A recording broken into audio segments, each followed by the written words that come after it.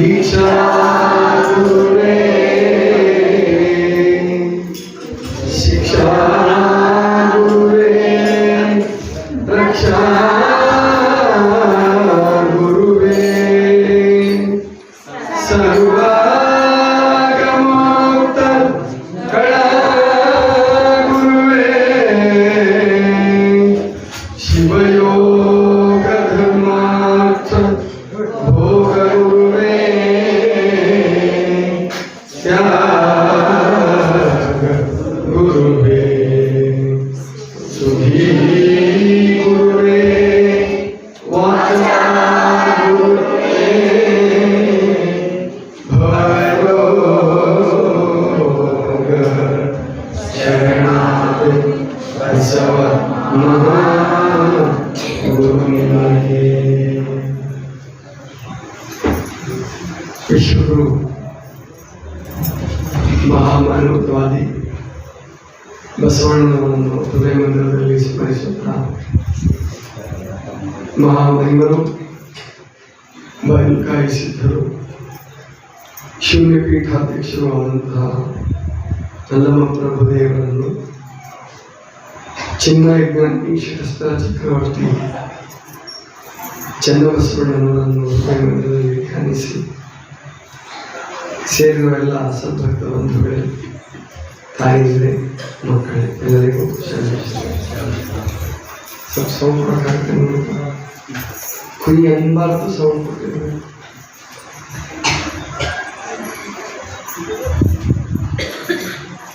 ಮಹಾದೇವಿ ಅಕ್ಕನ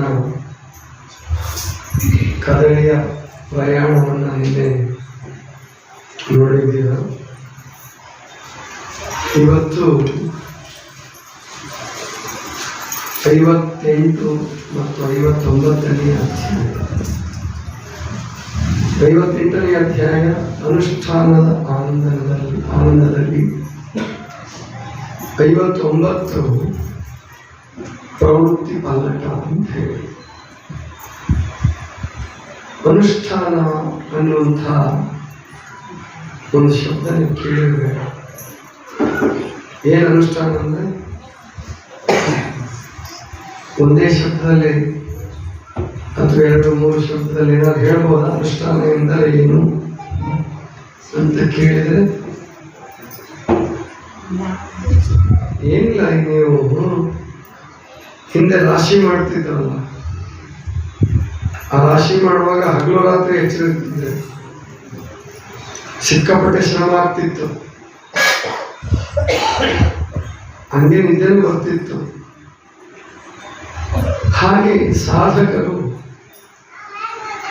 ಅಂಗಗುಣಗಳನ್ನು ಗೆಲ್ಲುವುದಕ್ಕಾಗಿ ವ್ರತ ನಿಯಮಗಳನ್ನು ಇಟ್ಕೊಂಡು ಹಾಗೇ ನಡಿಬೇಕು ಅಂತ ನಡೀತಾರಲ್ಲ, ಹೀಗೆ ನಡಿಬೇಕು ಅಂತ ಫಿಕ್ಸ್ ಮಾಡ್ಕೊಳ್ಳೋದು ವ್ರತಗಳು ಅಂತ ಕರೀತಾರೆ. ಉದಾಹರಣೆಗೆ ನೀವು ಬಹಳ ಮಜಾ ವ್ರತ ಮಾಡ್ತೀರಿ, ವಾರ ಅಂತ ಬಿಡ್ತಿರೋದು, ರೊಟ್ಟಿ ಮಾಡಂಗಿಲ್ಲ, ಕಾಯಿ ಒಡೆಯಂಗಿಲ್ಲ, ಶ್ರಾವಣ ಮಾಸದಲ್ಲಿ ಕೂದಲು ತೆಗ್ಸಂಗಿಲ್ಲ, ಒಬ್ಬರು ಕತ್ತರಿಸಂಗಿಲ್ಲ.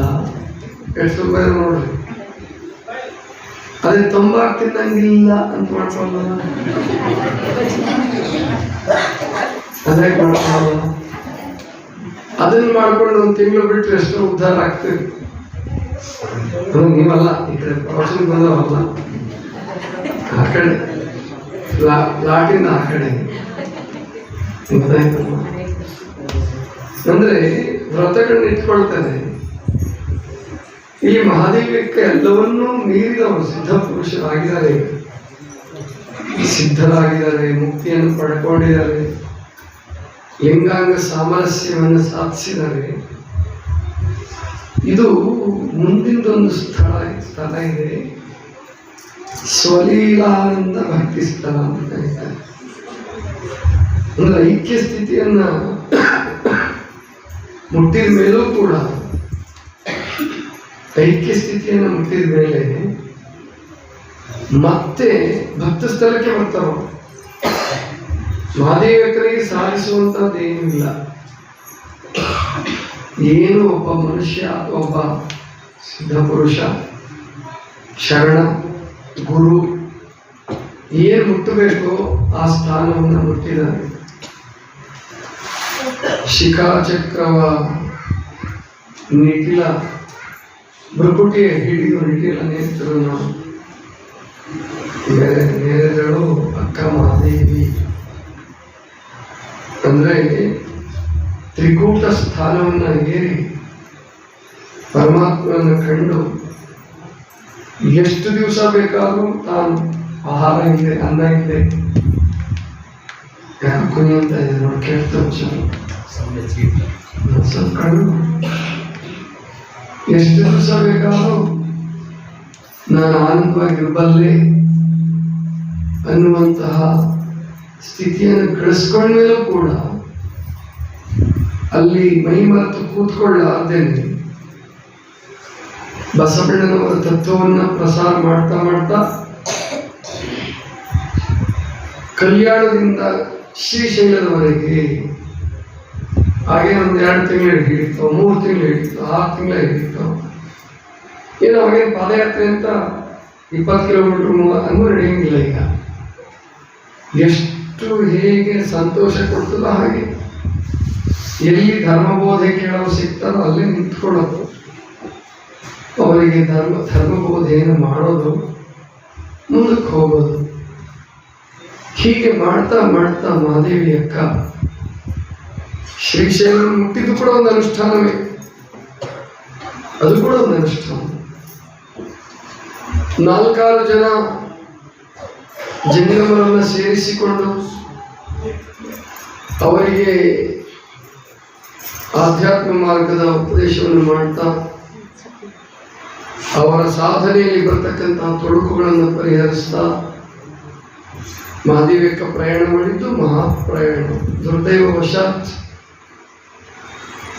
ಆ ಪ್ರಯಾಣ ನಮಗೆ ನೇರವಾಗಿ ಮಹಾದೇವಿಯಕ್ಕನಿಂದ ಸಿಕ್ಕಿಲ್ಲ. ಕೆಲವು ವಚನಗಳನ್ನು ಹಿಡಿದುಕೊಂಡು ಮಾತಾಜಿಯವರು ಕಲ್ಪಿಸಬೇಕಾಗಿದೆ. ಎಲ್ಲವೂ ಕಲ್ಪನೆ ಆಗಿ ನೋಡ್ತಾ ಹೋದ್ರೆ ರಾಮಾಯಣ, ಮಹಾಭಾರತ, ಭಗವದ್ಗೀತಾ ಒಂದು ಕಾಲದಲ್ಲಿ ಸ್ವಲ್ಪ ನಡೆದಿರ್ತಕ್ಕಂಥದ್ದು ಅಥವಾ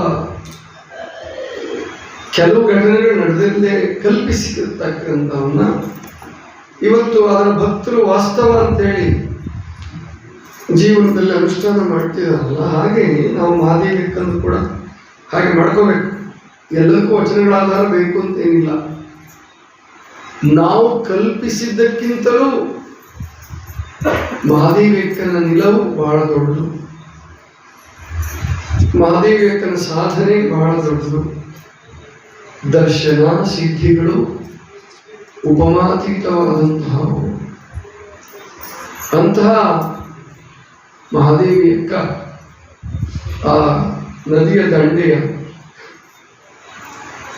ದೈವಿ ನಿರ್ಮಿತ ಗವಿಯಲ್ಲಿ ಕುಳಿತುಕೊಂಡು ಸಾಧನೆ ಮಾಡಬೇಕು ಅನ್ನೋ ಅಪೇಕ್ಷೆ ಆಕೆ ಉಂಟಾಗುತ್ತೆ. ನಾನು ಇಲ್ಲೇ ಕೆಲವು ದಿವಸ ಇರ್ತೀನಪ್ಪ ಅಂತ ಹೇಳಿ ಅವರನ್ನು ಕಳಿಸ್ಕೊಡ್ತಾರೆ. ಬೆಳಿಗ್ಗೆ ಬೇಗ ಹೇಳೋದು, ಆ ಬೆಳದಿಂಗಳ ಬೆಳಕಿಗೆ ಆ ಹಳ್ಳದ ನದಿಯ ನೀರು ಹಾಲಿನ ಹಾಗೆ ಹೊಳಿತಾ ಇತ್ತು. ಅಲ್ಲಿ ಸ್ನಾನ ಮಾಡೋದು, ಬಂದು ಗವಿಯಲ್ಲಿ ಪೂಜೆಗೆ ಕೂಡೋದು, ಯಾರು ಕೇಳೋರಿಲ್ಲ, ಎಬ್ಸೋರಿಲ್ಲ, ಹಸಿವಿನ ಕಾಟ ಇಲ್ಲ, ನಿದ್ರೆಯ ತೊಂದರೆ ಇಲ್ಲ.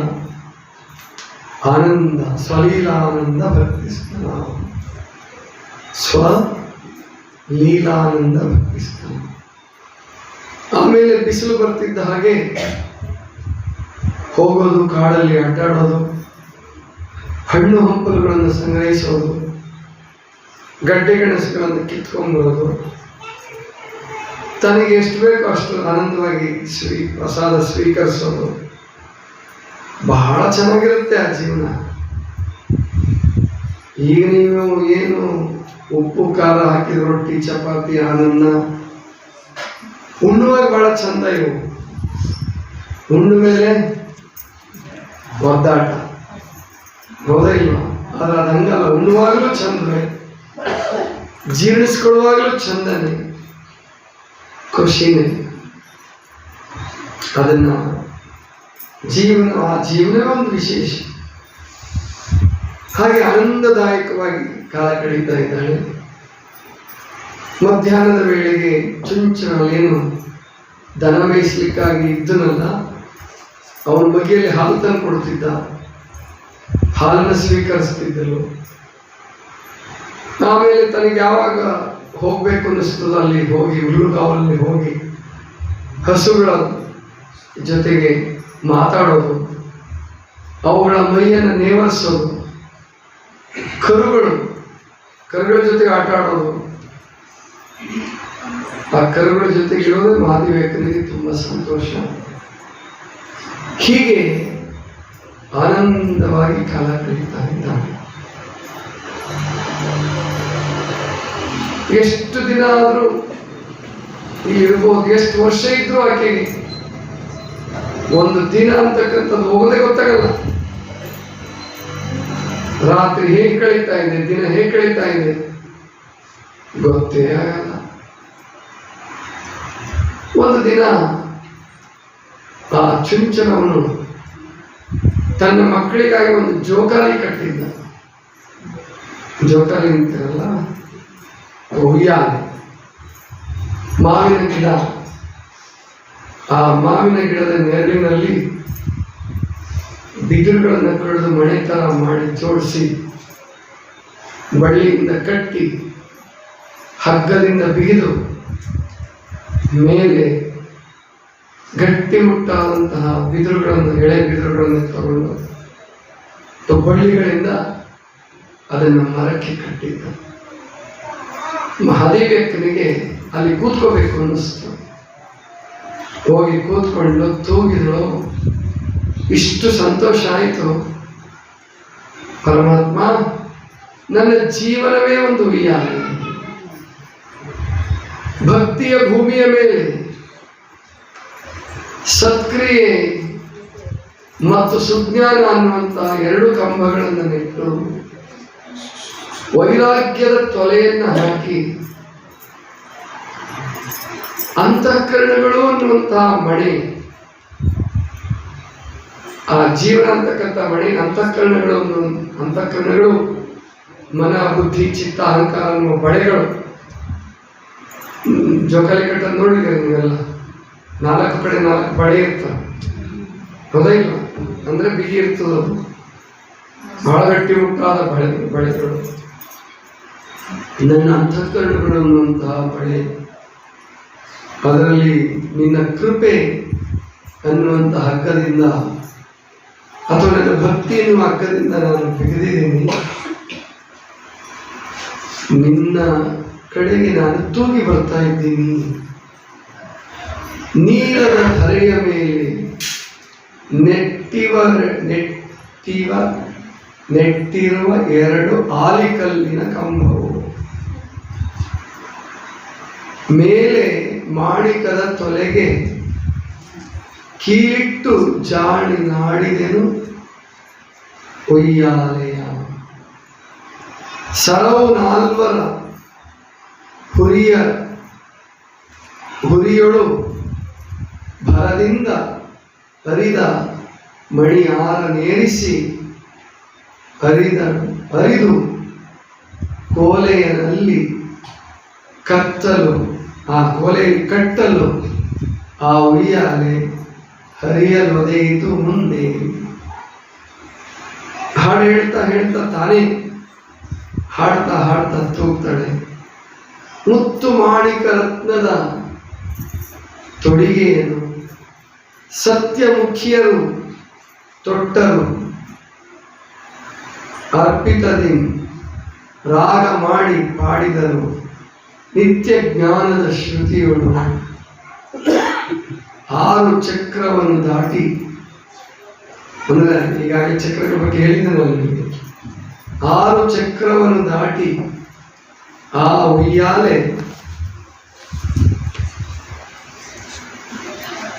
ಹಾರಲು ಒದೆಯಿತು ಮುಂದಕ್ಕೆ, ಮೀರಿದ ಸ್ಥಳದಲ್ಲಿ ನಿಂತು ಚೆನ್ನಮಲ್ಲಿಕಾರ್ಜುನನು ಬೆರೆದು ಆಡಿದ ನುಡಿಯಾಲೆ. ಯಾರು ಇಲ್ಲ, ಕೇಳಿಸ್ಕೊಳಕ್ಕೂ ಯಾರಿಲ್ಲ. ದನಗಾಯಿಗಳು ದೂರ ಹೋಗ್ಬಿಟ್ಟಿದ್ರು. ಎದೆ ತುಂಬಿ, ಹೃದಯ ತುಂಬಿ, ಬಾಯಿ ತುಂಬಿ ಹಾಡ್ತಾಳೆ. ಇಡೀ ಕಾಡು ತನ್ನ ಗಾಯನವನ್ನು ಕೇಳ್ತಾ ಇದೆ. ಅಂದ್ರೆ ಉಯ್ಯಾಲೆಯ ಮೂಲಕವೂ ಆಧಾರ ಚಕ್ರದಿಂದ ಬ್ರಹ್ಮರಂಧ್ರದವರೆಗೆ ನಾನು ಉಯ್ಯಾಲೆ ಆಡಿದೆ. ಜ್ಞಾನದ ಉಯ್ಯಾಲೆ, ಭಕ್ತಿಯ ಉಯ್ಯಾಲೆ, ವೈರಾಗ್ಯದ ಉಯ್ಯಾಲೆ. ಗಾಯನದ ಅಲೆಗಳು ನವಿರು ನವಿರಾಗಿ ತೇಲುತ್ತಾ ಗಾಳಿಯಲ್ಲಿ ಅಡಕವಾಗಿ ಸೃಷ್ಟಿಯೊಡನೆ ನಿನಾದವಾಗಿ ಬೆರೆಯತೊಡಗಿದವು. ಉಯ್ಯಾಲೆ ತೂಗುತ್ತಿತ್ತು. ಮೇಲೆ ಕುಳಿತ ಅಕ್ಕನ ಮನವು ಅದರೊಡನೆ ತೂಗಿ ತೂಗಿ ಚೆನ್ನಮಲ್ಲಿಕಾರ್ಜುನನೇ ಬೆರೆಯುತ್ತಿತ್ತು. ಎಷ್ಟೊತ್ತ ಆ ಉಯ್ಯಾಲೆ ಮೇಲೆ ಕೂತಿದ್ಲ ನೋಡಿ. ಅದಕ್ಕೆ ಈ ಕೆಲವು ಕಾಡುಗಳಲ್ಲಿ ಅತ್ಯಂತ ಕ್ರೂರ ಪ್ರಾಣಿಗಳಿಲ್ಲ.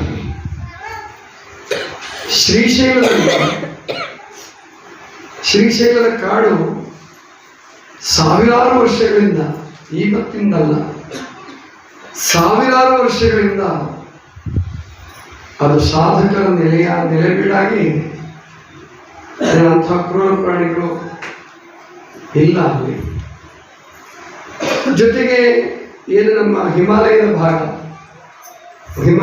ಗೊತ್ತಿರಬೇಕು, ಇವರ ಟಿವಿಯಲ್ಲಿ ನೋಡ್ತಿರ್ತೀವಿ. ಇತ್ತೀಚೆಗಂತೂ ಅನಾಹುತಗಳು ಜಾಸ್ತಿ ಆಗ್ತಿರುತ್ತೆ. ಮೋಡ ಸ್ಫೋಟ, ಕುಂಭದ್ರೋಣ ಮಳೆ, ಮೋಡ ಸ್ಫೋಟ ಆಗೋದು, ಕ್ಲೌಡ್ ಬರ್ಸ್ಟ್, ಎಷ್ಟೆಷ್ಟೋ ಜನ ಕೊಚ್ಕೊಂಡು ಹೋದ್ರು ಅಂತ ಕೇಳ್ತಿರ್ತೀರ.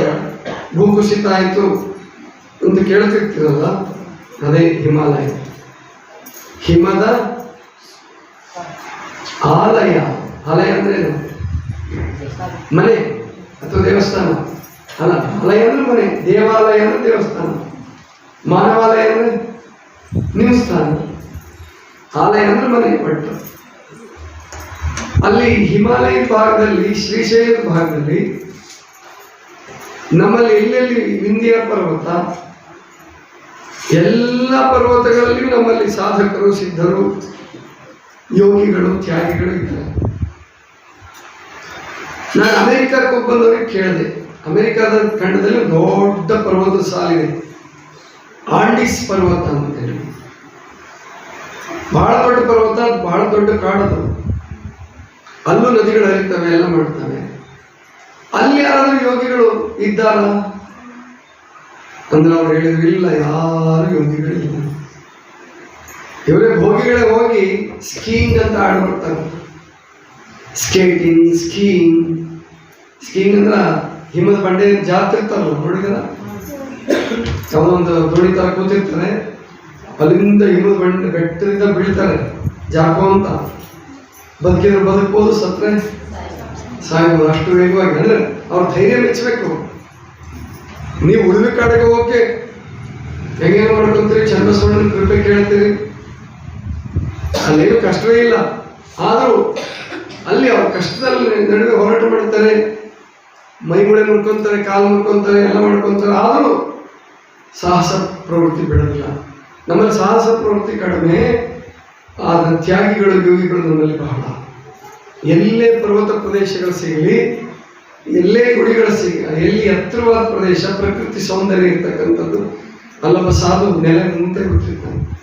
ಮತ್ತು ನೀವು ಚೆನ್ನಾಗಿರಿನೂ ಮಾಡಬೇಕು ಅಲ್ಲಿ, ಹೌದಿಲ್ಲ? ಈಗ ಮುಂದೆ ಹುಲಿಕಟ್ಟಿ ಮಡ್ಡಿನೂ ಮಾಡೋದಿದೆ. ಹುಲಿಕಟ್ಟಿ ಬಸವಣ್ಣ, ಯಾಕಂದ್ರೆ ತುಂಬಾ ಅದ್ಭುತವಾದ ಪ್ರದೇಶ. ಹೇಳ್ತಿದ್ರಲ್ಲಿ ಸೂರ್ಯೋದಯ ಸೂರ್ಯಾಸ್ತ ನೋಡಿಲ್ಲ ನೀವು ಯಾರು ಅಲ್ಲಿ ಹೋಗಿ? ದುಡ್ಡು ಖರ್ಚು ಮಾಡ್ಕೊಂಡು ಆಗೊಂಬೆಗೆ ಹೋಗಿ ಬಂದಿರ್ಬೇಕೇನು. ಆದರೆ ಅಲ್ಲಿ ಸೂರ್ಯೋದಯ ಸೂರ್ಯಾಸ್ತ ತುಂಬಾ ಚೆನ್ನಾಗಿರುತ್ತಂತೆ. ಹೋಗಿ ನೋಡೋಣ. ಈಗಂತೂ ಮೋಡ ಇರ್ತದೆ, ಇನ್ನು ದೀಪಾವಳಿ ಕಳೆದು ನೋಡಿ, ಅದ್ಭುತವಾಗಿರುತ್ತೆ. ಅಂಥದ್ದನ್ನೆಲ್ಲ ಅನುಭವಿಸ್ಬೇಕು ಜೀವನದಲ್ಲಿ ಒಂದ್ಸರಿನಾದ್ರೂ. ಹೀಗೆ ಮಹಾದೇವಿಕನ ಅನುಷ್ಠಾನ ಆನಂದವಾಗಿ ನಡೀತಾ ಇದೆ. ಇದು ಸಣ್ಣ ಅಧ್ಯಾಯ, 58ನೇ ಅಧ್ಯಾಯ ಮುಗಿತಿಗೆ. 59ನೇ ಅಧ್ಯಾಯ ಪ್ರವೃತ್ತಿ ಪಲ್ಲಟ. ಪ್ರವೃತ್ತಿ ಅಂದ್ರೆ ಏನು ಗೊತ್ತಾ? ಗೊತ್ತಿಲ್ಲ. ಸ್ವಭಾವ. ಪ್ರವೃತ್ತಿ ಅಂದ್ರೇನು? ಸ್ವಭಾವ. ಅಥವಾ ಇನ್ನೊಂದು ಮಾತಲ್ಲಿ ಹೇಳ್ಬೇಕಾದ್ರೆ ಹುಟ್ಟು ಗುಣ. ಹುಟ್ಟು ಗುಣ ಅಂದ್ರೆ ಹೇಳಿ ನೋಡೋಣ. ಹುಟ್ಟಿದಾಗಿಂದ 1, 2, 3, 4 ಯಾವ್ದಾದ್ರು ಉದಾಹರಣೆ ಕೊಡ್ಬೋದಾ? ಹುಟ್ಟು ಗುಣಗಳಿಗೆ 4 ಉದಾಹರಣೆ. ಮತ್ತೆ ನಾನೇ ಆಪ್ಷನ್ ಕೊಡ್ಬೇಕು ಅದಕ್ಕೂ. ಮತ್ತೆ ಯಾರೋ ಜೋಕ್ ಹೇಳ್ತಿದ್ರಪ್ಪ, ಒಂದು ಪರೀಕ್ಷೆಯಲ್ಲಿ ಕೇಳಿದಂತೆ, ನಿಮ್ಮ ತಾಯಿ ತಂದೆಗಳ ಹೆಸರನ್ನು ಬರೆಯಿರಿ, ಆಪ್ಷನ್ ಕೊಟ್ಟಿಲ್ವನು ಅನ್ನೋದು. ಗೊತ್ತಾಯ್ತಲ್ವ? ಅಂದ್ರೆ ಎಲ್ಲದಕ್ಕೂ ಆಪ್ಷನ್ ಆಪ್ಷನ್ ಆಪ್ಷನ್ ಹುಚ್ಚರಿಸ್ಬಿಟ್ಟಿದ್ದಾರೆ ಇವಾಗ. ಅದಕ್ಕೆ ಈ ಹುಟ್ಟುಗುಣಗಳಿಗೆ ಆಪ್ಷನ್ ಕೇಳಬೇಡಿ, ನೋಡೋಣ. ಹೇಳಿ, ಯಾರಾದ್ರೂ ಹೇಳ್ಬೋದು ಹುಟ್ಟುಗುಣಗಳು. ಸಿಟ್ಟು ಮೊದಲನೇದು ಹೇಳಲ್ಲ. ಸಿಟ್ಟು ಮೊದಲನೇದಲ್ಲ. ನಿಜವಾಗಿ ಹುಟ್ಟಿದ ಕೂಡ ಸಿಟ್ಟು ಮಾಡ್ಕೊಂತೀರ ನೀವು? ಯಾವ ಕಡೆ ಇಲ್ವಲ್ಲ. ಹಸಿವು ಮೊಟ್ಟ ಮೊದಲನೇ ಹುಟ್ಟುಗುಣ ಯಾವುದು? ಮಗು ಹುಟ್ಟಿದ ಕೂಡಲೇ ಅಳುತ್ತಲ್ಲ. ಏನಕ್ಕೆ ಅಳುತ್ತದು? ಅದು ಕಷ್ಟವಾಗಿರುತ್ತೆ, ಹಾಲು ಕುಡಿಸ್ ಜಲ್ದಿ. ಹಸಿವು. ಎರಡನೇದು ಬಾಯಾರಿಕೆ, ನೀರಡಿಕೆ, ತೃಷೆ ಅಂತ ಕರೀತಾರೆ. ಹಸಿವು, ತೃಷೆ. ಮೂರನೇದು ನಿದ್ರೆ. ಹಸಿವು, ತೃಷೆ, ನಿದ್ರೆ, ಭಯ. ಮಗು ಮೆಟ್ಟು ಬೀಳ್ತಿರ್ತದೆ ನೋಡಿದ್ರೆ, ಬೆಚ್ಚಿ ಬೀಳೋದು, ಮೆಟ್ಟು ಬೀಳೋದು, ಭಯ. ಅದು ಹುಟ್ಟುಗುಣನೇ. ಆಮೇಲೆ ಕಾಮ, ಕ್ರೋಧ, ಲೋಭ, ಮೋಹ, ಮದ, ಮತ್ಸರ ಎಲ್ಲ ಹುಟ್ಟುಗುಣಗಳೇ. ಇವೆಲ್ಲ ಗೊತ್ತಾಯ್ತಲ್ವಾ? ಏನಕ್ಕೆ ಬಂತಿದ್ದು? ಪ್ರವೃತ್ತಿ. ಈ ಹುಟ್ಟುಗುಣಗಳಂತಂದ್ರೆ ಯಾರು ಕಲಿಸ್ಬೇಕಾಗಿಲ್ಲ ಇದನ್ನ. ಏನ್ರ ಮಕ್ಕಳೇ, ಈಗ ನಿಮಗೆ ಭಾರತದ ರಾಜಧಾನಿ ಯಾವ್ದು ಕಲಿಸಿದ್ದಾರೆ? ಎಷ್ಟು ರಾಜ್ಯಗಳಿಂದ ಕಲಿಸಿದ್ದಾರೆ? ಊಟ ಮಾಡುವುದು ಹೇಗೆ ಕಲಿಸಿದಾರಲ್ಲ, ನಿದ್ದೆ ಮಾಡುವುದು ಹೀಗೆ ಅಂತ ಏನಾದ್ರು ಕಲಿಸಿದಾರ? ಊಟ ಮಾಡೋದು, ನಿದ್ದೆ ಮಾಡೋದು, ಪಾಠ ಹೇಳು, ಸಿಟ್ಟನ್ನು ಮಾಡಿಕೊಳ್ಳುವುದು ಅಂತ ಏನಾದ್ರು ಇದೆಯಾ? ಇಲ್ಲ. ಅಂದ್ರೆ ತಾವೇ ಬಂದ್ಬಿಡ್ತಾವ. ಅವುಗಳನ್ನ ಬದಲಾಯಿಸ್ಕೊಳ್ಳೋದಿದೆ, ಅದೇ ಪ್ರವೃತ್ತಿ ಪಲ್ಲಟ.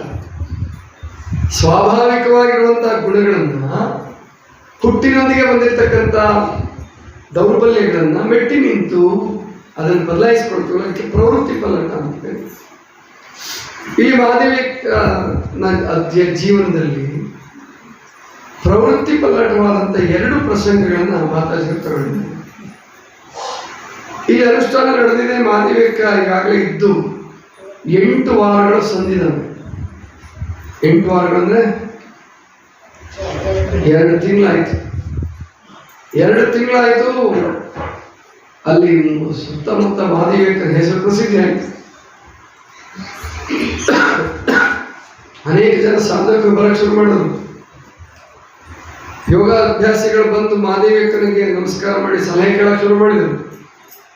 ಇನ್ನು ಕೆಲವರು ಅಲ್ಲೇ ನದಿಗುಂಟ ಹಳ್ಳದ ದಂಡೆನಲ್ಲಿ ಕುಟೀರ ಕಟ್ಕೊಳ್ಳೋಕೆ ಶುರು ಮಾಡಿದರು. ಆ ಹಳ್ಳಕ್ಕೆ ಮೊದಲು ಬುಗ್ಗವಾಗು ಅಂತ ಕರಿತಿದ್ದಂತ. ವಾಗು ಅಂದ್ರೆ ಹಳ್ಳ ತೆಲುಗಲ್ಲಿ. ಈಗ ಅದಕ್ಕೆ ಅಕ್ಕವಾಗು, ಅಕ್ಕನ ಹಳ್ಳ. ಮತ್ತೆ ಆ ಕಡೆಯಿಂದ ಭಕ್ತರು ಬರ್ತಿದ್ರಲ್ಲ, ಈ ಚಿಂಚನವನ್ನು ಕರ್ಕೊಂಡು ಬರ್ತಿದ್ದ ಎಲ್ಲರೂ. ಇಲ್ಲೊಬ್ರು ಬಹಳ ದೊಡ್ಡ ಯೋಗಿ, ಉನ್ನತಿ ಯೋಗಿ ಇದ್ದಾರೆ, ಇಲ್ಲೊಬ್ರು ಪೆದ್ದ ಯೋಗಿಲು ಅಂತ ಹೇಳ್ತಿದ್ದವನು. ದೊಡ್ಡ ಯೋಗಿ ಇದ್ದಾರೆ, ಬನ್ನಿ ಅಂತ ಕರ್ಕೊಂಡು ಬಂದು ತೋರಿಸ್ತಿದ್ದ. ಆಮೇಲೆ ನಮ್ಮ ದೇಶದಲ್ಲಿ ಏನಿದೆ, ಯೋಗಿಗಳು ತ್ಯಾಗಿಗಳನ್ನು ದರ್ಶನ ಮಾಡೋಕ್ಕೆ ಭಾಷೆ, ಜಾತಿ ಯಾವುದು ಅಡ್ಡಬರಲ್ಲ. ಯೋಗಿಗಳ ವಿಷಯದಲ್ಲಿ, ತ್ಯಾಗಿಗಳ ವಿಷಯದಲ್ಲಿ, ಗುರುಗಳ ವಿಷಯದಲ್ಲಿ ಯಾವತ್ತೂ ಜಾತಿ ಭೇದ ಮಾಡಿಲ್ಲ. ನಮಗೆ ಸಿದ್ಧಪುರುಷರನ್ನ ಕಾಣುವಾಗ ಎಲ್ಲರೂ ಬಂದು ಅವರಿಂದ ಆಶೀರ್ವಾದ ಪಡೀತಾರೆ, ಸಲಹೆ ಪಡೀತಾರೆ. ಹೀಗೆ ಅನೇಕ ಜನ ಬರೋದಕ್ಕೆ ಶುರುವಾದ್ರು. ಅಲ್ಲಿ ಒಂದು ದೈವಿ ವಾತಾವರಣ ಉಂಟಾಯಿತು. ಆ ಕಾಡಲ್ಲಿ ಒಬ್ಬಂಟಿಯಾಗಿ ಒಂದು 25-30 ವರ್ಷದ ಹರೆಯದ ಹೆಣ್ಣು ಮಗಳು, ಆ ಮಹಿಳೆ ಯೋಗಿಣಿ, ಇದ್ದಾಳೆ ಅಂದ ಕೂಡಲೇ ಎಲ್ಲ ಅಲ್ಲಿ ಬಂದು ದರ್ಶನ ಮಾಡ್ಕೊಂಡು ಹೋಗಕ್ಕೆ ಶುರು ಮಾಡಿದ್ರು. ಇದರಿಂದ ಮಹಾದೇವಿಕರಿಗೆ ಖುಷಿ ಆಗಲಿಲ್ಲ. ಎಲ್ಲಿ ಹೋದ್ರು ನೀನು ಬಿಡಲ್ವಲ್ಲಪ್ಪ ಚನ್ನಮಲ್ಲಿಕಾರ್ಜುನ, ಎಲ್ಲಿ ಹೋದ್ರು ನೀನು ಬಿಡಲ್ವಲ್ಲ. ಯಾಕೆ ಗೊತ್ತಾ? ಅವರೆಲ್ಲರೂ ಚನ್ನಮಲ್ಲಿಕಾರ್ಜುನನ ವಂಶಗಳೇ. ಮಾನವರೆಲ್ಲರೂ ಒಳ್ಳೆಯವರಿರಲಿ, ಕೆಟ್ಟವರಿರಲಿ, ಮಧ್ಯಮ ಯಾರೇ ಇದ್ರೂ ಕೂಡ ಪರಮಾತ್ಮನ ಅಂಶ. ಪರಮಾತ್ಮನ ಪ್ರೀತಿಸ್ತಾರೆ, ಹಾಗಾಗಿ ಹುಡ್ಕೊಂಡು ಬರ್ತಾರೆ. ಹಾಗೆ ಮಹಾದೇವಿಕನ ಕೀರ್ತಿ ಸುತ್ತಮುತ್ತ ಎಲ್ಲ ಹರಡ್ತು.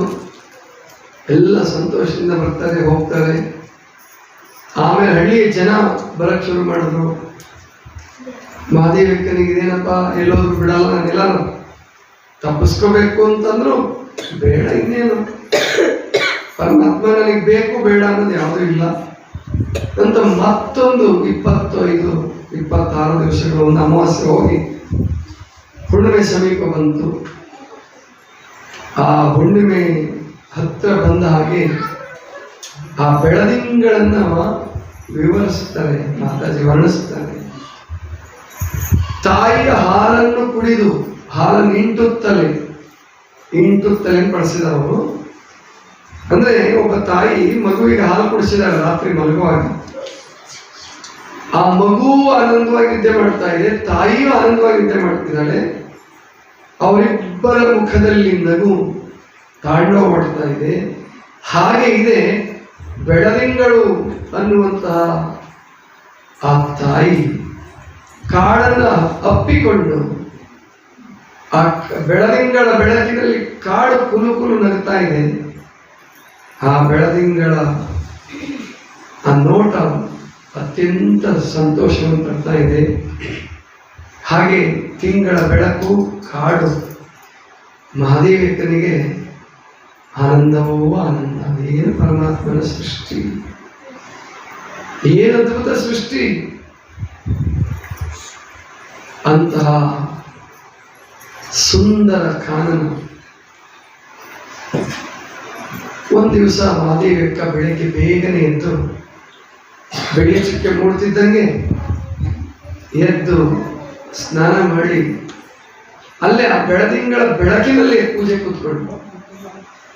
ಆ ಹಳ್ಳ ಹೇಗೆ ಕಾಣಿಸ್ತಾ ಇತ್ತಂತೆ ಅಂದ್ರೆ, ಪರಮಾತ್ಮ ನಕ್ಕಾಗ ಅವನ ಹಲ್ಲಿನ ಶುಭ್ರ ಕಾಂತಿ, ಸುಂದರವಾದ ಹಲ್ಲುಗಳು ಪಳ ಪಳ ಪಳ ಹೊಡಿತಾ ಇವೆ, ಹಾಗೆ ಕಾಣ್ತಾ ಇದೆ. ಎಲ್ಲೆಲ್ಲಿ ನೋಡಿದ್ರು ಆನಂದದ ಬುಗ್ಗೆಗಳು, ಆನಂದದ ಅಲೆಗಳು ತೇಲಿ ತೇಲಿ ತೇಲಿ ಬಂದು ಮಹಾದೇವಿಕನ ಹೃದಯಕ್ಕೆ ಮುಟ್ತಾ ಇದೆ. ತುಂಬ ಸಂತೋಷ ಆಗ್ತಾ ಇದೆ. ಆಮೇಲೆ ಅವತ್ತು ಒಂದು ವಿಶೇಷವಾಗಿ ಹೂಗಳನ್ನೆಲ್ಲ ಮೊದಲೇ ತೆಗೆದಿಟ್ಟಿದ್ದರು. ಲಿಂಗಕ್ಕೆ ಹೂವನ್ನು ಮುಡಿಸಿ ಸುತ್ತ ಹೂವಿನ ಪರಿಮಳಗಳ ವಾಸನೆ ಮೂಗಿಗೆ ಬಂದು ಬೆಳೀತಾ ಇದೆ. ಕೆಲವು ಈ ಹೂಗಳಲ್ಲಿ ಹೆಂಗಿದೆ ಅಂದರೆ, ಕೆಲವು ರಾತ್ರಿ ಹೊತ್ತು ಅರಳ್ತಾವೆ, ಕೆಲವು ಬೆಳಿಗ್ಗೆ ಹೊತ್ತು ಅರಳ್ತವೆ, ಕೆಲವು ಮಠ ಮಧ್ಯಾಹ್ನ ಅರಳುತ್ತವೆ. ಆ ಹೂವಿನ ಕಂಪು, ಗಿಡಗಳ ಕಂಪು ಬಂದು ಮಹಾದೇವಿಕರನ್ನ ಆನಂದಗೊಳಿಸ್ತಾ ಇದ್ದಾರೆ. ಹೀಗಿರುವಾಗ ಎಷ್ಟೊತ್ತು ಧ್ಯಾನಾಸಕ್ತರಾಗಿ ಕೂತಿದ್ದಾಳೆ. ಉಷಃ ಕಿರಣ ಮೂಡ್ತಾ ಇದೆ, ಉಷೆ ಅಂತ. ಉಷೆ ಅಂತ ಯಾವತ್ತಂತ ಗೊತ್ತಿದೆಯಾ? ನಿಮ್ಮ ಮಕ್ಕಳಿಗೆ ಉಷಾ ಅಂತ ಹೆಸರಿಡ್ತಿರಲ್ಲ, ಉಷಾ ಅಂತ ಹೆಸರಿಡ್ತಿರೋದೇನು? ಉಷಾ ಅಂದ್ರೇನು? ಉಷಾ ಸೂರ್ಯನ ಕಿರಣಗಳು ಬರೋಕ್ ಮುಂಚೆ ಬರುತ್ತಲ್ಲ, ಕೆಂಚಾಯಿ, ಕೆಂಪು ಚಾಯಿ ಏನಂತಾರೆ ನಿಮ್ ಕಡೆ? ಸೂರ್ಯೋದಯ ಆಗಿಲ್ಲ ಇನ್ನು, ಸೂರ್ಯೋದಯಕ್ಕೆ ಮುಂಚೆ ಬರುತ್ತಲ್ಲ ಕೆಂಪು ಬಣ್ಣ, ಅದಕ್ಕೆ ಏನಂತ ಕರೀತಾರೆ?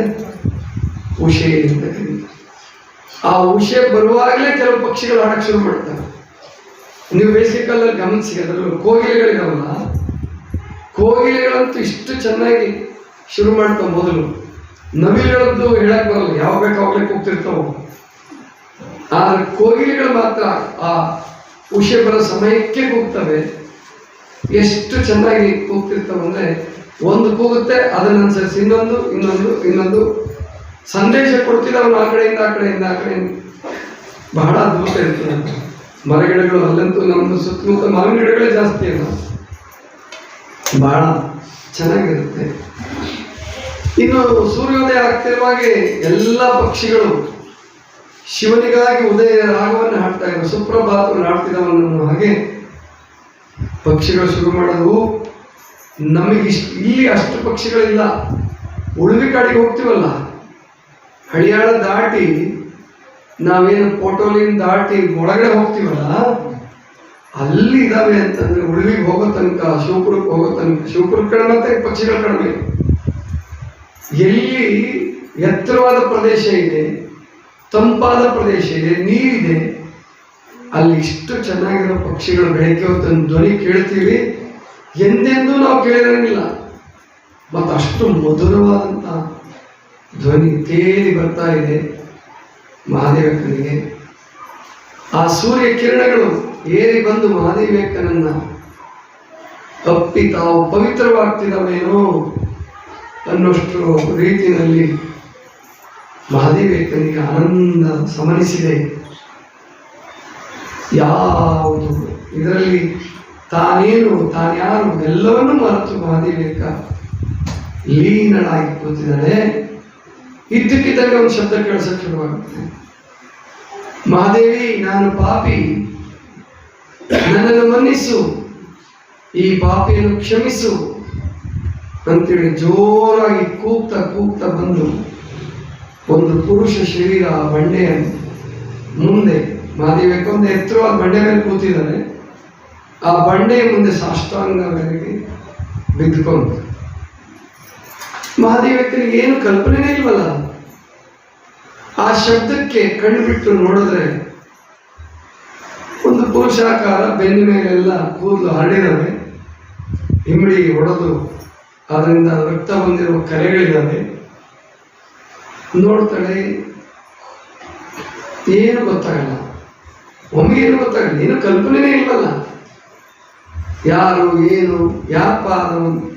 ನಾನು ಪಾಪಿ ಮಹಾದೇವಿ, ಪಾಪಿ ನಾನು, ನನ್ನ ಕ್ಷಮಿಸು, ಅಣ್ಣ ಹೇಳು. ಯಾರೂ ಪಾಪಿಗಳಿಲ್ಲ, ಎಲ್ಲರೂ ಚನ್ನಮಲ್ಲಿಕಾರ್ಜುನನ ವ್ಯಕ್ತ ರೂಪಗಳೇ. ಹೇಳಪ್ಪ. ಇಲ್ಲ, ನಾನು ಪಾಪಿ ಮಹಾದೇವಿ, ನನ್ನನ್ನು ಕ್ಷಮಿಸಿದ್ದೀನಿ ಅಂತ ಹೇಳು. ಅಣ್ಣ ಯಾರು ನೀನು? ಈ ಜಗತ್ತಿನಲ್ಲಿ ಯಾರೂ ಪಾಪಿಗಳಿಲ್ಲ, ಹೇಳು. ಎಲ್ಲರೂ ಸಚ್ಚಿದಾನಂದ ಸ್ವರೂಪಿಗಳೇ, ಮೇಲೇಳು, ಸಂತೈಸಿಕೋ. ಆದರೂ ಅವನು ಮೇಲೆ ಎದ್ದಳ್ತಾ ಇಲ್ಲ.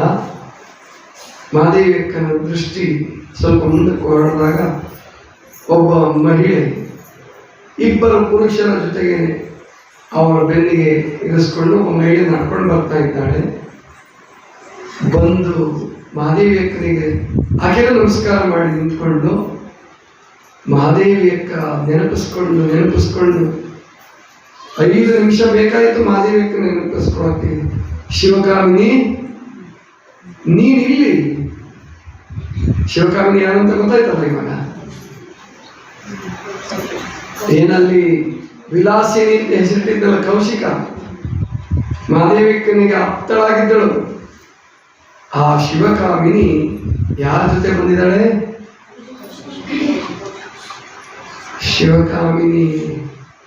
ಶಿವಕಾಮಿನಿ ನೀನಿಲ್ಲಿ? ಹೌದು ತಾಯಿ, ನೀವೇನು ಅವತ್ತು ಕೆಲಸವನ್ನು ಒಪ್ಪಿಸಿ ಹೋಗಿದ್ರಲ್ಲ, ಮಹಾರಾಜ ಕೆಟ್ಟವನಲ್ಲ, ಅವನ ಪ್ರವೃತ್ತಿ ಪಲ್ಲಟ ಆಗುತ್ತೆ ಅಂತ ಹೇಳಿದ್ರಲ್ಲ ತಾಯಿ. ಮಹಾರಾಜರು ಉಳಿಬೇಕು ಅಂದ್ರೆ ನಿಮ್ಮ ಕ್ಷಮೆ, ನಿಮ್ಮ ದರ್ಶನ ಬೇಕಾಗಿತ್ತು. ನಿಮ್ಮ ದರ್ಶನಕ್ಕಾಗಿ ಹಾರೈಸಿ ಹಂಬಲಿಸಿ ಬಂದಿದ್ದಾರೆ. ಹಾಗಾದ್ರೆ ಇವರು? ಹೌದು, ನಾನೇ ನಿನ್ನ ಪಾಲಿನ ಶತ್ರು. ನಿನ್ನ ಜೀವನದಲ್ಲಿ ಖಳನಾಯಕ. ಆವಾಗ ಮಹಾದೇವಕ್ಕೆ ಹೇಳ್ತಾನೆ, ಅದೆಲ್ಲ ಮರೆತು ಬಿಡೋಣ, ನನ್ನ ಮನಸ್ಸಿನಲ್ಲಿಯೇ ಆ ಭಾವ ಇಲ್ಲ ಅಂದಾಗ ನೀನ್ ಯಾಕ ಹಾಗನ್ಕೊಂತೀಯ? ಆಗ ಅವನು ಹೇಳ್ತಾನೆ, ತಾಯಿ ನಾನು ನಿನಗೆ ಎಷ್ಟು ತೊಂದರೆ ಕೊಟ್ಟೆ, ನನ್ನನ್ನು ಕ್ಷಮಿಸಿದ್ದೀನಿ ಅಂತ ಹೇಳು. ಆವಾಗ ಅಲ್ಲಿ ಮಾತಾಜಿಯವರು ಶಿವಕಾಮಿನಿಯನ್ನ ಮಾಧ್ಯಮವನ್ನಾಗಿ ಮಾಡಿಕೊಂಡು ಈ ಮಹಾದೇವಿ ಅಕ್ಕ ಮಠಕ್ಕೆ ಬಂದ್ಮೇಲೆ ಅಲ್ಲೇ ನಡೀತು ಅನ್ನೋದನ್ನು ಇಲ್ಲಿ ವರ್ಣಿಸಿದರು. ಅಲ್ಲಿ ವರ್ಣಿಸೋದಿಲ್ಲ, ಆ ಅಧ್ಯಾಯದಲ್ಲಿ ವರ್ಣಿಸಿಲ್ಲ, ಅದನ್ನ ಇಲ್ಲಿ ಕಲ್ಪಿಸಿ ಬರೆದಿದ್ದಾರೆ. ಬಹಳ ಅದ್ಭುತವಾಗಿದೆ. ಮಹಾದೇವಿ ಅಕ್ಕ ಹೊರಗೆ ಬರ್ತಿದ್ದಂಗೆನೆ ಇವನು ಕೌಶಿಕ ಮಹಾದೇವಿ ದೇವಿ ಅಂತ ಮೂರ್ಛೆ ಹೋಗ್ಬಿಡ್ತಾನೆ. ಅವನನ್ನು ಅಂಗರಕ್ಷಕರು ಬೀಳವನ್ನ ತಡೆದು ತಗೊಂಡೋಗಿ ಮಲಗಿಸ್ತಾರೆ. ಸುಮಾರು ಒಂದು 4-5 ಗಂಟೆ ಆದ್ರೆ ಅವನಿಗೆ ಪಟ್ಟನೇ ಬರಲ್ಲ.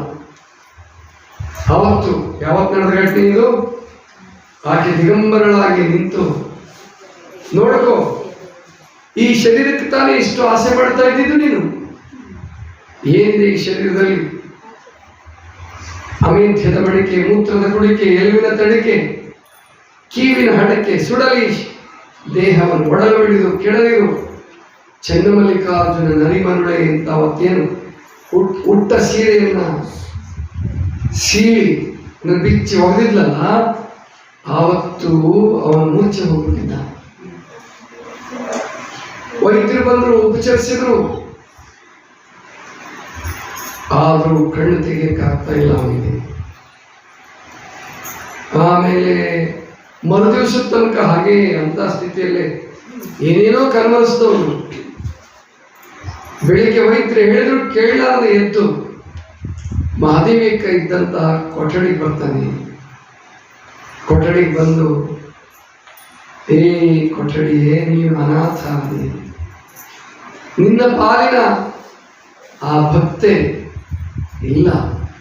ಇವತ್ತು ಇಷ್ಟು ದಿವಸ ನಿನ್ನಲ್ಲಿ ವಾಸ ಮಾಡಿದ್ಲಲ್ಲ, ಆಕೆ ಇವತ್ತಿನಿಂದ ಇಲ್ಲ, ನಿನಗೆ ನಿನ್ನ ಪಾಲಿಗಿಲ್ಲ ಅಂತ ನಗ್ತಾನ ಅವನಿಗೆ. ಹೊರಗಡೆ ಬಂದು ಅವಳು ಕೂಡ್ತಾ ಇದ್ದಂತ ಚಾಪೆಯನ್ನ ತಾನೇ ಮಡಿಸಿರ್ತಾನೆ. ಚಾಪೆ, ನೀನೆಂತ ಭಾಗ್ಯಶಾಲಿ, ನೀನು ಅವಳ ಪಾದ ಸ್ಪರ್ಶಕ್ಕೊಳಗಾಗಿದ್ದೆ, ನೀನು ಅವಳಿಗೆ ಆಶ್ರಯ ಕೊಟ್ಟಿದ್ದೆ. ಅವಕ್ಕೆ ಬರಿತಾ ಇದ್ದಂತ ಕಾಲಮಣೆ ಮುಂದಿಟ್ಕೊಂಡು ಬರಿತಿರ್ತಾರಲ್ಲ, ಆ ಓಲೆ ಕಂಠ ಮಣಿ ಎಲ್ಲವನ್ನು ಮುಟ್ಟಿ ಹೇಳ್ತಾನೆ, ನಿಮ್ಮ ಒಡತಿ ಇನ್ಮೇಲೆ ನಿಮ್ಮ ಹತ್ರ ಬರೋದಿಲ್ಲ, ನಿಮ್ಮ ಅನಾಥರು ಅಂದ್ರೆ ತನ್ನ ಭಾವನೆಯನ್ನ ಅದರ ಮೇಲೆ ವ್ಯಕ್ತಪಡಿಸ್ತಾನೆ. ಆಮೇಲೆ ಶಿವಕಾಮಿನಿ ಆಕೆ ನೆನಪು ಮಾಡ್ಕೊಂತಾನೆ, ಆಕೆ ಮರ್ತ್ಬಿಟ್ಟಿರ್ತಾನೆ, ಮೂರ್ಛೆ ಹೋಗಿರ್ತಾನಲ್ಲ. ವಿಲಾಸಿನಿ ಶಿವಕಾಮಿನಿ ಎರಡೂ ಕರೀತಾನೆ. ಶಿವಕಾಮಿನಿ ಬರ್ತಾಳೆ, ಎಲ್ಲಿ ನನ್ನ ಪಾಲಿನ ಮಹಾದೇವಿ ದೇವಿ ಎಲ್ಲೋದ್ಲು ಗೊತ್ತಿಲ್ಲ. ಅಂದ್ರೆ ತಂದೆ ತಾಯಿಗಳ ಮನೆಗೆ ಹೋಗ್ಲಿಲ್ವಾ? ಇಲ್ಲ, ತಂದೆ ತಾಯಿಗಳ ಮನೆಗೂ ಹೋಗ್ಲಿಲ್ಲ. ದಿಗಂಬರರಾಗಿ ಕಾಡಿನ ಒಳಗಡೆ ಹೊರಟೋದ್ರು ಅಂದಾಗ ಮತ್ತೆ ಮೂರ್ಛೆ ಹೋಗ್ತಾನೆ. ವೈದ್ಯರು ಎಲ್ಲರೂ ಉಪಚರಿಸಿ ಅವನನ್ನ ಎಚ್ಚರ ಮಾಡ್ತಾರೆ. ಯಾವುದ್ರಲ್ಲೂ ಆಸಕ್ತಿ ಇಲ್ಲ, ಸುಮ್ಮನೆ ಏನೋ ನೆಪ ಮಾತ್ರಕ್ಕೆ ರಾಜ್ಯವನ್ನು ನಡೆಸೋದು. ಮಂತ್ರಿಗಳು ಏನು ಹೇಳ್ತಾರೋ ಅದನ್ನ ಸುಮ್ಮನೆ ಹೂ ಅನ್ನೋದು. ರಾಜ್ಯ ನಡೀತಾ ಇದೆ. ಹೀಗೆ ಅನೇಕ ತಿಂಗಳುಗಳು ಹೋದವು. ಒಂದು ದಿವಸ ತನಗೆ ತಡೆಯಕ್ಕಾಗಲಾರ್ದೆ ಹೋಗಿ ತಾಯಿ ತಂದೆಗಳನ್ನಾದ್ರೂ ಮಾತಾಡಿಸ್ಕೊಂಡು ಬಾ, ಮಹಾದೇವಿ ಎಲ್ಲಿದ್ದಾಳೆ ಕೇಳ್ಕೊಂಡು ಬಾ, ಎಲ್ಲಿಗೆ ಹೋದ್ಲು ಕೇಳ್ಕೊಂಡು ಬಾ ಅಂತೇಳಿ ಶಿವಕಾಮಿನಿಯನ್ನು ಕಳಿಸ್ತಾನೆ. ಶಿವಕಾಮಿನಿ ಓಂಕಾರ ಶಕ್ತರು ಲಿಂಗಮ್ಮನ ಮನೆಗೆ ಹೋಗ್ತಾನೆ. ಓಂಕಾರ ಶಕ್ತರು ಮೊದಲೇ ಕಾಣಿಸ್ತಾರೆ. ಇವರೇನ ಓಂಕಾರ ಶಕ್ತರು ಅನ್ನೋಷ್ಟ್ರ ಮಟ್ಟಿಗೆ ಇಳಿದು ಸ್ವರ್ಗೋಗ್ಬಿಟ್ಟಿರ್ತಾರೆ. ಲಿಂಗಮ್ಮ ಅಂತೂ ಮಾನಸಿಕವಾಗಿ ಅಸ್ವಸ್ಥಳಾಗಿ ಹಾಸಿಗೆ ಹಿಡಿದ್ಬಿಟ್ಟಿರ್ತಾಳೆ. ಹೋಗಿ ಲಿಂಗಮ್ಮನನ್ನು ಮಾತಾಡಿಸ್ತಾಳೆ. ಗೊತ್ತಾಗುತ್ತೆ ಲಿಂಗಮ್ಮನಿಗೆ, ನೀವು ಅರಮನೆಯ ರಾಕ್ಷಸರು, ಹೀಗಾಗಿ ಬಂದಿದ್ದೀನಿ ಅಂತ. ಇಲ್ಲ ತಾಯಿ, ಮಹಾದೇವಿ ಅಮ್ಮನವರು ಎಲ್ಲೋದ್ರು ಹೇಳಿ. ಇಲ್ಲಮ್ಮ, ಹೇಳಲ್ಲ.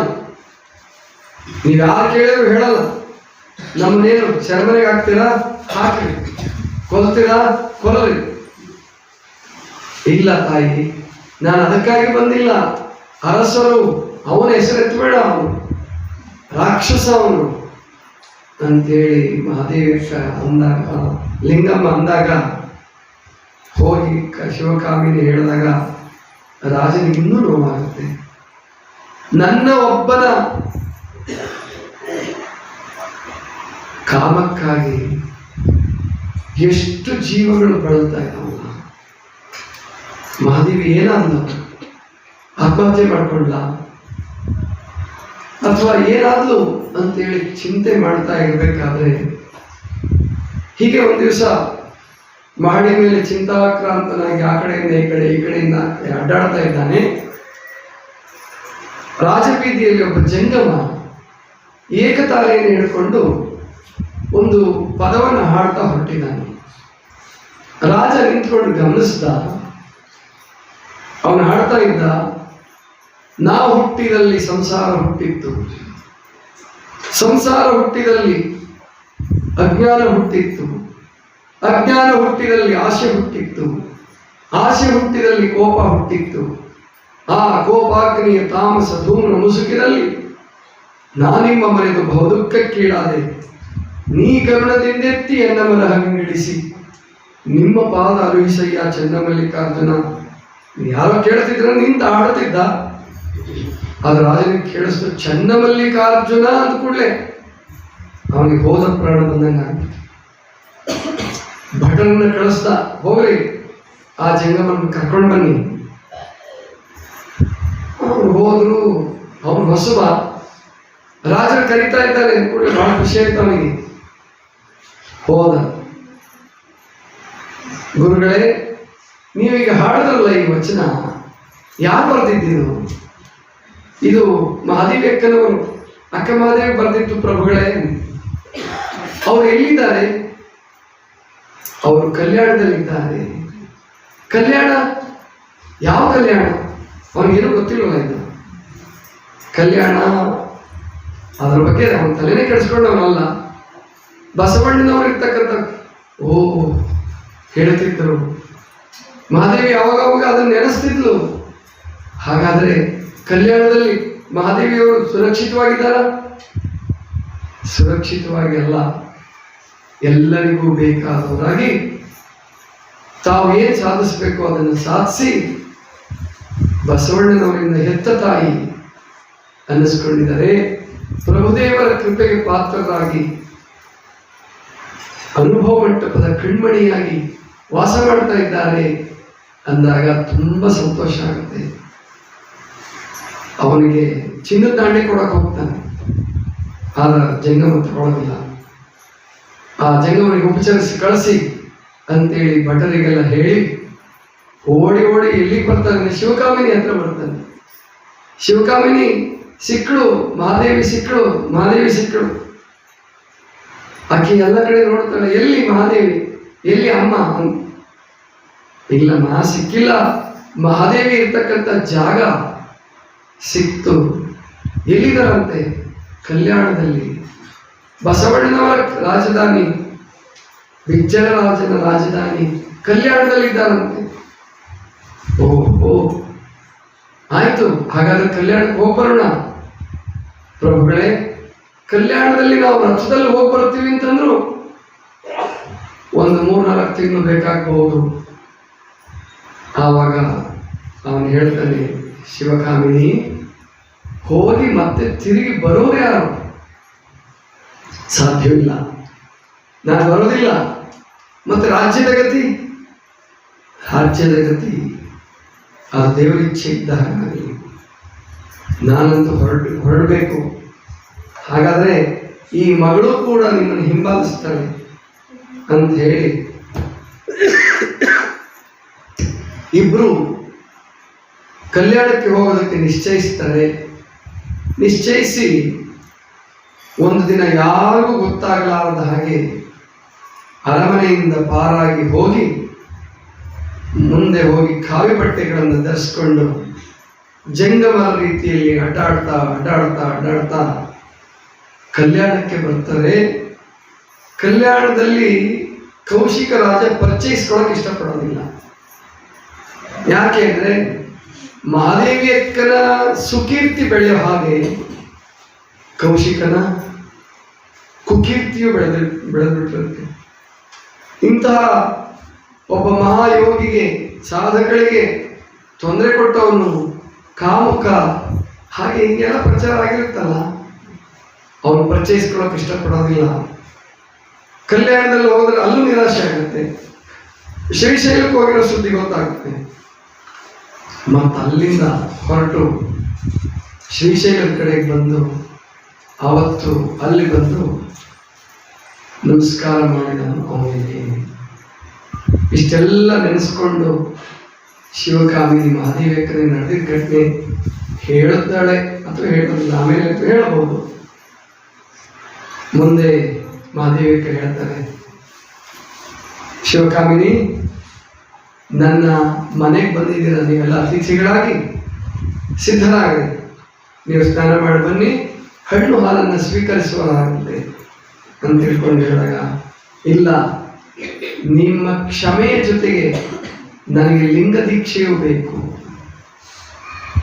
ಯಾಕೆ? ನೀವು ಲಿಂಗ ದೀಕ್ಷೆ ತಗೊಂಡು ಏನು ಮಾಡ್ತೀರಾ?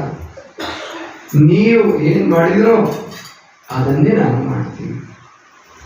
ನನಗೂ ಪರಮಾತ್ಮನೇ ಪತಿ, ನಾನು ಪರಮಾತ್ಮನನ್ನು ಆರಾಧಿಸ್ತೀನಿ ಅಂತ ತಿಳ್ಕೊಂಡು ಮಹಾದೇವಿ ಅಕ್ಕನಿಂದ ಕ್ಷಮೆ ಮತ್ತು ಲಿಂಗ ದೀಕ್ಷೆ ಎರಡನ್ನೂ ಪಡ್ಕೊಂಡು ಕೌಶಿಕ ಉದ್ಧಾರನಾಗ್ತಾನೆ.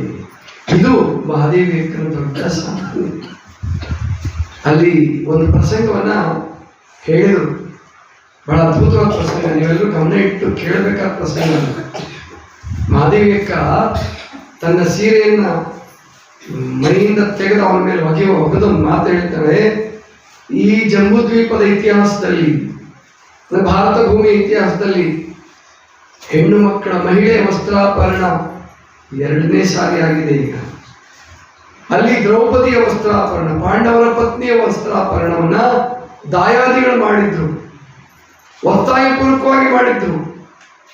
ಆಕೆ ಕೃಷ್ಣನನ್ನ ಪ್ರಾರ್ಥನೆ ಮಾಡಿ ಸೀರೆಯನ್ನ ಇಟ್ಟುಕೊಂಡು ತನ್ನ ಮಾನರಕ್ಷಣೆಯನ್ನು ಮಾಡಿಕೊಂಡು, ಇವತ್ತು ನಾನೇ ನನ್ನ ಮೈ ಮೇಲಿನ ಸೀರೆಯನ್ನು ಬಿಚ್ಚಿ ಒಗೆದಿದ್ದೀನಿ. ಅವಳು ಮಾನವರಿಗೆ ಪತ್ನಿಯಾಗಿದ್ದಳು, ನಾನು ಚನ್ನಮಲ್ಲಿಕಾರ್ಜುನನ ಪತ್ನಿ, ನಾನು ದೇವರಿಗೆ ಸತಿಯಾಗಿದ್ದೀನಿ. ಅವಳು ಒಂದು ಶಪಥವನ್ನು ತೊಟ್ಟಿದ್ದಳು, ಏನು? ಅವನ ರಕ್ತದಿಂದನೇ, ದುಶ್ಯಾಸನ ರಕ್ತದಿಂದನೇ ತಲೆಬಾಗಿಸ್ತೀನಿ ಅಂತೇಳಿ ಆಕೆ ಶಬ್ದ ತೊಟ್ಟಿದ್ಲು. ಕೊನೆ ತನಕ ಮುಡಿ ಬಿಚ್ಚೆ ಇತ್ತು. ಆದರೆ ನಾನು ನಿನಗೆ ಹರಿಸ್ತಾ ಇದ್ದೀನಿ, ನಿನ್ನ ಬಾಳ ಬಂಗಾರವಾಗಲಿ, ನಿನ್ನ ವಿವೇಕದ ಕಣ್ಣು ತೆರೀಲಿ, ನಿನ್ನ ಜೀವನ ಬದಲಾವಣೆ ಆಗಲಿ ಅಂತೇಳಿ ಹರಸಿ ಹೋಗಿದ್ರು ಮಹಾದೇವಿ ಅಕ್ಕ. ಬಹಳ ಅದ್ಭುತವಾದ ಪ್ರಸಂಗ ಇದು. ದುರ್ದೈವವಶಾತ್ 850 ವರ್ಷಗಳವರೆಗೆ ಇಂತಹ ರೀತಿಯಲ್ಲಿ ಮಹಾದೇವಕ್ಕನ ಚರಿತ್ರೆ ನಮ್ಗೆ ಯಾರು ಹೇಳ್ಕೊಡ್ಲಿಲ್ಲ. ಮಹಾದೇವಕ್ಕನ ಬಗ್ಗೆ ಭಕ್ತಿಯಿಂದ ನೆನೆಸಿದ್ದಾರೆ ಬೇರೆ ಬೇರೆ ಕವಿಗಳು.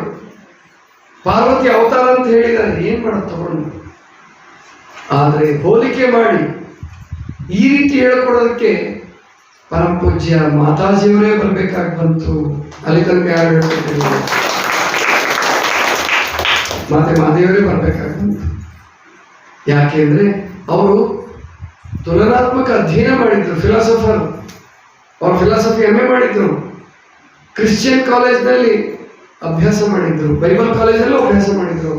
ಅವ್ರಿಗೆ ಕೇಳಿಕೊಂಡು ಅಲ್ಲಿ 2 ವರ್ಷ ಇದ್ದು, ಹಾಸ್ಟೆಲ್ ಇದ್ದು ಬೈಬಲ್ ಅಭ್ಯಾಸ ಮಾಡೋದ್ರ ಜೊತೆಗೆ ನಮ್ಮ ವಚನ ಸಾಹಿತ್ಯವನ್ನು ಅಭ್ಯಾಸ ಮಾಡಿದ್ರು. ಇವೆಲ್ಲ ಸಾಧ್ಯ ಆಗಿದ್ದು ಇಂತಹ ಒಂದು ಅದ್ಭುತವಾದ ಪುಸ್ತಕ, ವ್ಯಕ್ತಿಗಳ ವ್ಯಕ್ತಿತ್ವವನ್ನು ರೂಪಿಸುವಂತಹ, ಸಾಧಕರಿಗೆ ಮಾರ್ಗದರ್ಶನ ಮಾಡುವಂತಹ ಪುಸ್ತಕ ಬರಬೇಕಾದ್ರೆ ಮಹಾದೇವಿ ಮಾತಾಜಿಯವರ ಅಷ್ಟು ಅನುಭವ ಮಾತ್ರ ಕಾರಣ. ಆ ಅನುಭವ ಇತ್ತು ಅಂತ ಸಾಧ್ಯ ಆಯಿತು. ಹೀಗೆ ಕೌಶಿಕ ಹೀಗೆ ಬದಲಾವಣೆ ಆದರೆ ಅಲ್ಲಿ ಒಂದು ಘಟನೆ ನಡೆಯುತ್ತೆ. ಓಂಕಾರ ಶೆಟ್ಟರ ಮನೆ ಮೆಟ್ಟಿಲ ಮೇಲೆ ಟಕ್ ಟಕ್ ಟಕ್ ಅನ್ನುವಂತಹ ದೊಣ್ಣೆಯ ಶಬ್ದ ಕೇಳಿಸುತ್ತೆ. ಗಿರಿಜಾಂಬೆ ಹೆಸರು ನೆನಪಿದೆಯಾ? ಸಾಕು ಮಗಳು ಮಹಾದೇವಿಕ ಹೋಗುವಾಗ ಗಿರಿಜಕ್ಕನ ಕೈ ಹಿಡಿದು ಹೇಳಿರ್ತಾಳೆ, ನಾನು ಹೊಟ್ಟೆಯಲ್ಲಿ ಹುಟ್ಟಿದ ಮಗಳಾದರೂ ಕೂಡ ತಾಯಿಗೆ ಸುಖ ಕೊಡೋಕ್ಕಾಗಲಿಲ್ಲ, ನೀನು ಸಾಕಿದ ಮಗಳು, ನನ್ನ ಕೊರತೆಯನ್ನು ನೀನು ತುಂಬಿಕೊಡ್ಬೇಕು ಅಕ್ಕ ಅಂತ ಹೇಳಿ ಆಕೆ ವಿನಂತಿ ಮಾಡ್ಕೊಂಡು ಹೋಗಿರ್ತಾಳಲ್ಲ. ಆ ಗಿರಿಜಾಂಬೆ ನೋಡ್ತಾಳೆ, ಗುರುಲಿಂಗ ದೇವರು ನಿಧಾನವಾಗಿ ಶಿಷ್ಯನ ಕೈ ಹಿಡ್ಕೊಂಡು ಮೆಟ್ಟಿಲು ಹತ್ತುತ್ತಾ ಇರೋದು ಕಾಣಿಸ್ತು. ಓಡಿ ಹೋಗಿ ತಂಬಿಗೆಯಲ್ಲಿ ನೀರು ತಂದು ಪಾದಕ್ಕೆ ಎರೆದು ಒರೆಸಿ ನಮಸ್ಕಾರ ಮಾಡಿ ಒಳಗಡೆ ಕರ್ಕೊಂಡು, ಅವ್ವ ಅಪ್ಪ ಪೂಜೆ ಇದ್ದಾನೆ ಕರಿತೀನಿ ಗುರುಗಳೇ. ಇಲ್ಲವಾ, ಅಲ್ಲಿಗೆ ಹೋಗೋಣ ನಡಿ ಅಂತ ಹೇಳಿ ಗುರುಲಿಂಗ ದೇವರು ಪೂಜಾ ಕೋಣೆಯ ಹತ್ರಕ್ಕೆ ಬರ್ತಾರೆ. ಇಬ್ರು ಲಿಂಗ ಪೂಜೆ ಮಾಡ್ಕೊಂತ ಇರ್ತಾರೆ ಬೆಳಗ್ಗೆ. ಆವಾಗ ಅವರು ಎದ್ದು ನಮಸ್ಕರಿಸ್ತಾರೆ ಗುರುಗಳಿಗೆ. ಗುರುಗಳೇ, ಹೇಳಿ ಕಳಿಸಿದ್ರೆ ನಾವೇ ಬರ್ತಿದ್ವಲ್ಲ, ಅಷ್ಟೊತ್ತು ವಯಸ್ಸಾಗ್ಬಿಟ್ಟಿರ್ತೆ ಅವರಿಗೆ, 65-70 ವರ್ಷ ದಾಟ್ಬಿಟ್ಟಿರ್ತಾರೆ, ನಾವೇ ಬರ್ತಿದ್ವಲ್ಲ ಗುರುಗಳೇ. ಇಲ್ಲಪ್ಪ, ಮಹಾದೇವಿ ಅಕ್ಕ ಸಾಧಿಸಿದ ಸಾಧನೆ ಬಗ್ಗೆ ಕಲ್ಯಾಣದಿಂದ ಸುದ್ದಿ ಕೇಳಿ ನನಗೆ ತಡೆಯಲಾರದಷ್ಟು ಆನಂದ ಆಯಿತು. ನಾನೇ ಬಂದ್ಬಿಟ್ಟೆ. ಮಹಾದೇವಿ ತೃಪ್ತ ತುದಿಯನ್ನು ಮೆಟ್ಟಿದನು. ಬಸವಣ್ಣನವರಿಂದ ಹೆತ್ತ ತಾಯಿ ಎನಿಸ್ಕೊಂಡು ಪ್ರಭುದೇವರಿಂದ ಮಹಾದೇವಿ ಅಕ್ಕನ ಶ್ರೀಪಾದಕ್ಕೆ ನಮೋ ನಮೋ ಅನಿಸ್ಕೊಂಡು ಈ ಮಟ್ಟವನ್ನು ಮುಟ್ಟಿ ಅನುಭವ ಮಂಟಪದ ಹೊನ್ನ ಕಳಶವಾಗಿ ಮೆರಿತಾ ಇದ್ದಾಳೆ ಲಿಂಗಮ್ಮ ನಿನ್ನ ಮಗಳು ಅಂದಾಗ ಇಬ್ಬರಿಗೂ ಸಂತೋಷ ಆಗುತ್ತೆ. ಇದೇ ಪ್ರವೃತ್ತಿ ಪಲ್ಲಟ. ಲಿಂಗಮ್ಮನಲ್ಲೂ ಪ್ರವೃತ್ತಿ ಪಲ್ಲಟ ಆಗುತ್ತೆ. ಅಂದ್ರೆ ಕೇವಲ ನನ್ನ ಮಗಳು, ನಾನು ಹಡೆದಿದ್ದು ಅವಳಿಗೆ ಮದುವೆ ಮಾಡಬೇಕು, ಅವಳಿಗೆ ಹಾಗಿಡಬೇಕು ಹೀಗಿಡಬೇಕು ಅಂತ ಕನಸ್ಕೊಂಡಂತ ಲಿಂಗಮ್ಮನ ಕಣ್ಣು ತೆರೆಯುತ್ತೆ. ಇಲ್ಲಿ ಕೌಶಿಕನ ಕಣ್ಣು ತೆರೆಯುತ್ತೆ. ಪ್ರವೃತ್ತಿ ಪಲ್ಲಟ ಆಗಿ ಎಲ್ಲರೂ ಉದ್ಧಾರ ಆಗ್ತಾರೆ ಅನ್ನುವಲ್ಲಿಗೆ ಇವತ್ತಿನ ಈ ಕಾರ್ಯಕ್ರಮವನ್ನು ಮುಕ್ತಾಯ ಮಾಡೋಣ. ಈಗ ಸಮಯ ಆಗಿದೆ. ಹಾಗಾಗಿ ನಾನು ಶ್ರೀಶೈಲದ ಯಾತ್ರೆ ಬಗ್ಗೆ ಇನ್ನೇನು ಹೇಳಲ್ಲ. ಎಲ್ಲರಿಗೂ ಗೊತ್ತಾಗಿದೆಯಲ್ಲ ನಮ್ಮ ತಾಯಿಂದ. ಮತ್ತಿನ್ನೇನು ಹೊಸಬರಿಗಂತೂ ಪ್ರವೇಶ ಇಲ್ಲ. ಆದ್ದರಿಂದ ನಾಳೆ ಮತ್ತೆ ಇನ್ನೊಂದು ಸ್ವಲ್ಪ ವಿವರ ತಿಳ್ಕೊಳ್ಳೋಣ. ನಾಳೆ ಕದಲಿ ಕಡೆಗೆ ಇನ್ನೂ ಕದಲಿವನಕ್ಕೆ ಹೋಗಿ ಅಲ್ಲಿ ಲಿಂಗೈಕ್ಯ ಆಗುವ ಪ್ರಸಂಗವನ್ನು ನಾಳೆ ದಿವಸ ನೋಡೋಣ. ನಾಳೆ ಮಕ್ಕಳಿಗೆ ಬಹುಮಾನ ವಿತರಣೆ ಕೂಡ ಇದೆ. ಅನೇಕ ಜನ ಈಗ ಮಕ್ಕಳಿಗಾಗಿ ಪುಸ್ತಕವನ್ನು ತಂದು ಕೊಟ್ಟಿದ್ದಾರೆ.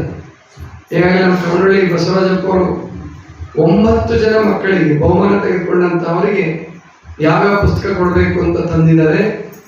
ಜೊತೆಗೆ ಇಲ್ಲಿ ಒಬ್ಬರು ಮೊನ್ನೆ ಹಾಡಿರಲ್ಲ ಬಸವಶ್ರೀ ಅಂತ ಹೇಳಿ, ಅವ್ರ ಮನೆಯವರು ಕೂಡ ಒಬ್ಬ ಸಾಹಿತಿ, ಶರಣ ಸಾಹಿತಿ. ಅವರು ಮಕ್ಕಳಿಗೆ ಯಾರ್ಯಾರು ಭಾಗವಹಿಸಿದ್ರೋ ಎಲ್ಲ ಮಕ್ಕಳಿಗೂ, ಜೊತೆಗೆ ಇಲ್ಲೇನು ಯಾರು ಓದುವ ಆಸಕ್ತಿ ಇದ್ದಾರೋ ಅವರೆಲ್ಲರಿಗೂ ಕೊಡ್ಲಿಕ್ಕಾಗಿ 100 ಪುಸ್ತಕಗಳನ್ನು ತಂದು ಕೊಟ್ಟಿದ್ದಾರೆ. ತಗೊಂಡು ನೀವೆಲ್ಲ ನಾಳೆ ಸಂತೋಷಪಟ್ಟು ಜೊತೆಗೆ ಓದ್ಕೊಳ್ಳಿ. ಓದಿದರೆ ಮಾತ್ರ ವ್ಯಕ್ತಿತ್ವ ಬದಲಾವಣೆ ಆಗುತ್ತೆ ಹೊರತು ಇಲ್ಲೇ ಹೋದರೆ ಸುಮ್ಮನೆ ಪುಸ್ತಕ ತಗೊಂಡು ಇಡಬೇಡಿ, ಓದಿ ಅಂತ ತಿಳ್ಕೊಂಡು ಹೇಳ್ತಾ ಇಲ್ಲಿಗೆ ನನ್ನ ಮಾತುಗಳನ್ನು ಮುಗಿಸ್ತಾ ಇದ್ದೇನೆ. ಸರ್ವರಿಗೂ ಆಮೇಲೆ ನಾಳೆ ನೀವ್ಯಾರು ಬರೋಲ್ಲ ನನಗೆ ಗೊತ್ತು, ಆದ್ರೂ ಹೇಳ್ತೀನಿ, ಗೊತ್ತಾಯ್ತಲ್ವ? ಅದು ಕೆಲವು ನೀವು ಮನಗುಂಡಿಯವರು ಆಡಿ ಇಟ್ಕೊಂಡಂಗೆ ಕಾಣ್ತೀರ. ಏನಂತ? ತೊಗರಿಗಟ್ಟಿ ಕರೆಯೋ ನಾಳೆ ಯೋಗ ಮಾಡಲ್ಲ, ಯಾವ ನಾಳೆ ಅಮಾವಾಸ್ಯೆಗೆ ಹೋಗಲ್ಲ, ಅವ್ರು ಬಂದಾಗ ಮಾತ್ರ ನೀರು ಹಾಕೋದು ಬಿಡಲ್ಲ. ಗೊತ್ತಾಯ್ತಲ್ಲ? ನಾಳೆ ಕಾರ್ಯಕ್ರಮ ಇದೆ, ವಿಶೇಷವಾದ ಕಾರ್ಯಕ್ರಮ. ಅರಿವಿನ ಮಾರಿ ತಂದೆ, ನೀವು ಅವ್ರ ಹೆಸರೇ ಕೇಳಿಲ್ಲ. ಅರಿವಿನ ಮಾರಿ ತಂದೆಯ ಪುಣ್ಯ ಸ್ಮರಣೆಯಿಂದ ಕರ್ನಾಟಕದಲ್ಲಿ ಪ್ರಾಯಶಃ ಯಾರೂ ಮಾಡಿಲ್ಲ, ನಾವೇ ಮೊದಲನೇ ಕಾಣಿಸ್ತೇವೆ. ಬಹಳ ಅದ್ಭುತ ವಚನಕಾರರು. ಅವ್ರ ಬಗ್ಗೆ ನಾಳೆ ಉಪನ್ಯಾಸ ಇದೆ. ಪುಣ್ಯ ಸ್ಮರಣೆ ಇದೆ, ಅನ್ನದಾಸೋಹ ಇದೆ. ನೋಡೋಣ, ನಾಳೆನಾದ್ರೂ ರೆಕಾರ್ಡ್ ಬ್ರೇಕ್ ಮಾಡಬೇಕು. ಹೋದ್ಸರಿ ಬಂದಿದ್ರಿ, ಹೋದ್ಸರಿ ಒಂದು 25-30 ಜನ ಬಂದಿದ್ರು. 30 ಜನ ಬಂದಿದ್ರು, ನೋಡಿ ಲೆಕ್ಕನೂ ಇಟ್ಟಿದ್ದಾರೆ ಅವರು.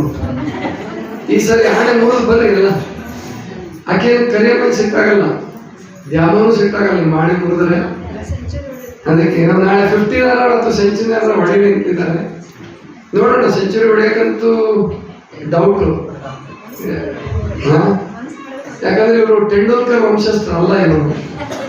ಇವರು ಮಾಂಜರೇಕರ್, ಸಂಜಯ್ ಮಾಂಜರೇಕರ್ ಅಂತ ಬರೀ ಸಿಂಗಲ್ ಹೊಡಿತಿದ್ದ ಅವನು. ಹಂಗೆ ನೋಡೋಣ ಏನ್ ಮಾಡ್ತೀರಾ.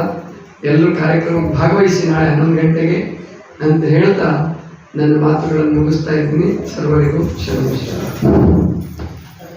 ಪೂಜ್ಯರು ಇಲ್ಲಿಯವರೆಗೆ